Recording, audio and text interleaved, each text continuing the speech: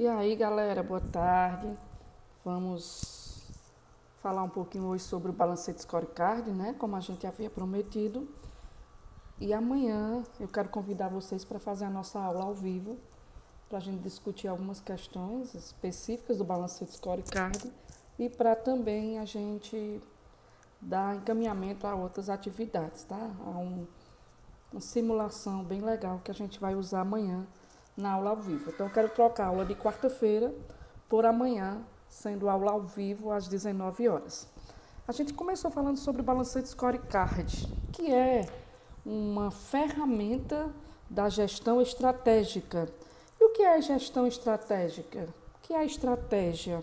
A estratégia é o caminho, né? É o que você traça para alcançar os objetivos organizacionais. Quais são os meios, quais são as ferramentas que você vai conseguir utilizar para se tornar diferente, para se tornar competitivo e para trazer algo diferente em relação ao que o teu concorrente está usando. Então, estratégia é o que eu vou usar, é a ferramenta que eu vou usar para conseguir alcançar os objetivos da minha organização, utilizando de ferramentas inovadoras e competentes para alcançar a eficácia organizacional.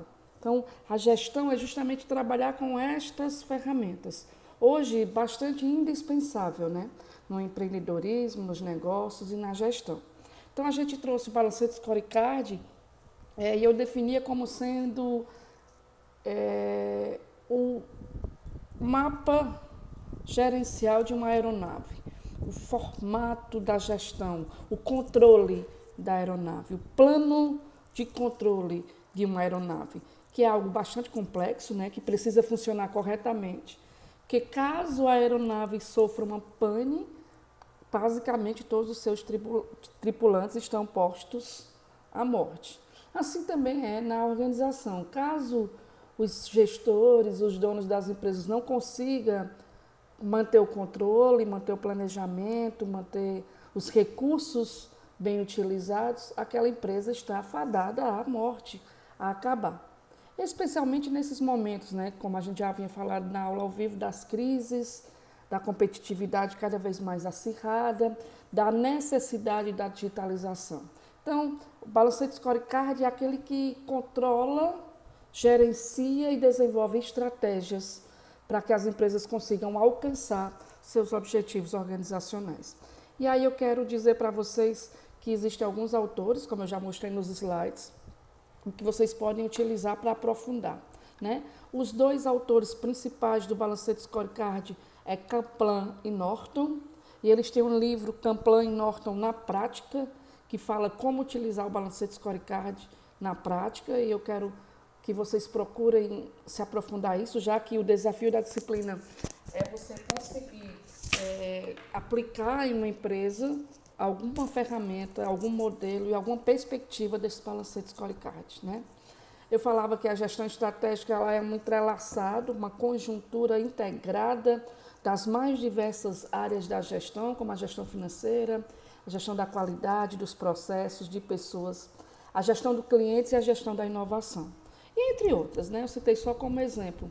E aí eu trago que a gestão estratégica ela precisa funcionar de forma geral.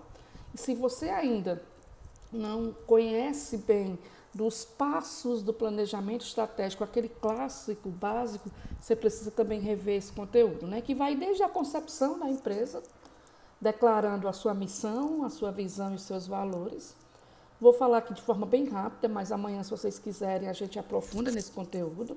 A missão da empresa é a razão pela qual ela existe, quero que vocês lembrem disso. A missão é a razão de existência da empresa e ela não diz respeito às concepções operacionais, mas às concepções da experiência que você oferece ao cliente. Lembra daquela história que eu tenho uma cliente que tem um restaurante e a missão dela é gente que cuida de gente. Não é vender quentinha, não é vender prato, não é vender almoço. Tá? Então, a missão é a razão de existir da empresa. Né? Por exemplo, a faculdade tem a missão de formar cidadãos capazes de desenvolver habilidades e competências para contribuir com a transformação das empresas no Brasil. Um exemplo de missão para uma instituição, para vocês entenderem. Depois a gente precisa entender o que é visão. A visão é onde eu quero chegar, onde a minha empresa quer chegar, e é por isso que é preciso ter um planejamento estratégico.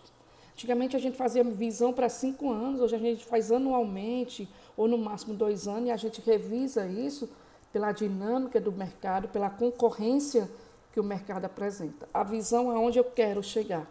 Ser referência em hospitalidade, quando a gente tem um hotel, ser referência em educação superior na cidade de Vaze Alegre, ser referência em oferecer medicamentos e soluções para as pessoas, se você tem uma farmácia. Então, a visão é onde você quer chegar. E os valores, né? O que são os valores? Os valores diz respeito à cultura, aos colaboradores, à sua equipe, à identidade, né? Tem a ver com quem gerencia. Então, os valores é um conjunto de costumes, crenças e comportamentos das equipes nas empresas. Então, as pessoas usam ética, compromisso, responsabilidade social, mas eu quero que vocês, administradores, saibam que isso tem que vir de dentro do comportamento, dos costumes e da identidade das pessoas que compõem essa empresa, para que a gente pregue valores reais, valores verdadeiros, para que assim isso possa agregar a nossa marca, isso possa fazer com que o cliente enxergue esse valor no dia a dia, nas operações diárias da empresa em que a gente se gerencia ou pela qual a gente vai implantar. Então, os valores é o conjunto de costumes, de comportamento, de cultura que os colaboradores e quem gerencia essa empresa apresenta. Missão, a razão de existir, visão, aonde eu quero chegar, e valores, conjunto de crenças, valores, comportamentos, cultura que as pessoas que compõem a empresa apresentam, né? Depois que eu defino isso, eu tenho que fazer o que a gente chama da gestão do conhecimento, uma análise dos cenários. Lembra dessa palavra. A gestão estratégica, ela lida com cenários. E esses cenários, eles são mutáveis, eles mudam de acordo com os inputs que ele sofre desse ambiente externo que eu já apresentei a vocês. Então, é preciso fazer uma análise do ambiente externo, né, e uma análise do ambiente interno. Aquela que eu chamei na aula passada, que vocês já conheciam, chamada de análise de SWOT, né? Quais são as oportunidades e ameaças que a minha empresa se apresenta? Quais são? Quais são as oportunidades que a minha empresa consegue enxergar? Quais são as ameaças que eu preciso trabalhar o tempo todo para que elas sejam minimizadas? Isso são do ambiente externo. Oportunidades e ameaças são do ambiente externo. Pontos fortes e fracos são do ambiente interno. E esses do ambiente interno precisam estar no total controle do administrador. Como Peter Drucker chama, né? O ambiente externo, ele é imprevisível e incontrolável, mas ainda é necessário prever. Aquele administrador que consegue prever os cenários externos, ele consegue ser mais assertivo no seu planejamento e tomar decisões mais assertivas.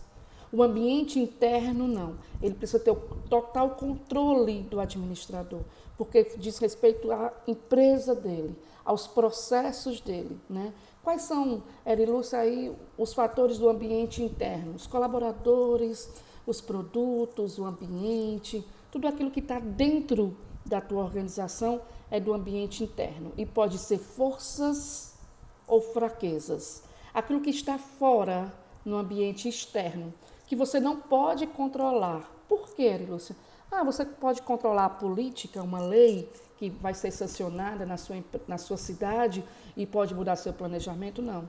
Você pode controlar a parte ecológica? Não. O tempo, uma chuva que vai mudar o seu planejamento na sua empresa? São ações que você não controla, mas que é necessário prever, é necessário planejar e estudar. Porque quanto mais você conseguir prever, mais assertivas serão as suas decisões. Então, análise desse ambiente externo e interno. No ambiente externo, só para repetir, oportunidades e ameaças. No ambiente interno, pontos fortes e fracos. A partir daí, você vai conseguir formular as estratégias. O que é que você quer? O que é que você precisa? Aonde você quer chegar com esta empresa? E aí você vai definir os objetivos organizacionais. E para alcançar esses objetivos organizacionais, você vai definir as metas da tua empresa. Quais são as metas diárias? Não só as metas financeiras, mas as metas operacionais do teu estabelecimento, do teu empreendimento, que quando forem alcançadas, vai te dar o objetivo organizacional.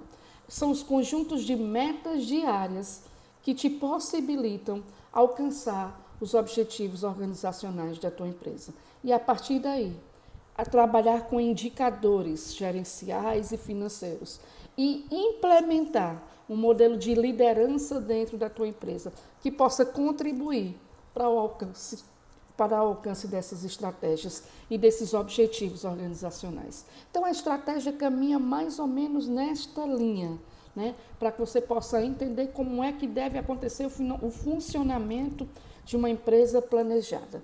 Depois disso, avaliar o desempenho da empresa, quinzenalmente, mensalmente, dependendo da complexidade da tua organização.